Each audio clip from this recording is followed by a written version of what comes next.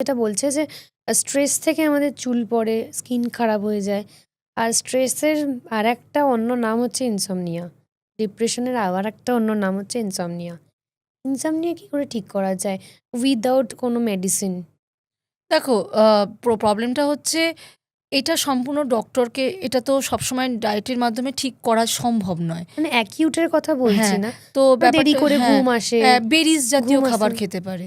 Berries ভীষণ তুমি important. কয়েকটা চা বলছিলে মনে হয় ভালো হ্যাঁ, ঘুমের জন্য। কিছু জাসমিন টি, ল্যাভেন্ডার টি এগুলো অনেক সময় স্ট্রেস রিলিফের কাজ করে হুম, অ্যাকচুয়ালি। আর তাছাড়া আপনি মেডিটেশন করতে পারেন, ভীষণ ভালো কাজ করবে। আমি অনেক পেশেন্টদের আমি দেখেছি প্রবলেমটা নিয়ে আসে, এবং আমি সবসময় বলেছি যে কোনো ভালো মেডিটেশন করো। আমি দেখিয়ে দিই, আমি বিভিন্ন প্রাণায়াম দেখিয়ে দিই। ওম প্রাণায়াম, ভামরি এগুলোতে অনেক দেখেছি, ও বলেছে আমার কাজ হয়েছে। মেডিটেশন করাটা ভীষণ জরুরি। নিউট্রিশনকে তো ঠিক করতেই হবে। আমার তো সব কথার মাঝে এই একটাই কথা, আপনি নিউট্রিশনকে ঠিক করুন। ঠিক আছে?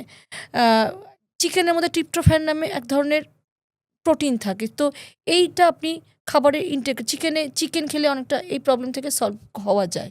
তাছাড়া বিভিন্ন নাটস, বেরিজ লাইক ব্লুবেরি, হুম, ক্যানবেরি, হুম। র্যাশবেরি, স্ট্রবেরি, অনেক ধরনের বেরিজ আছে। ব্লুবেরি ভীষণ ইম্পর্টেন্ট জানো তো?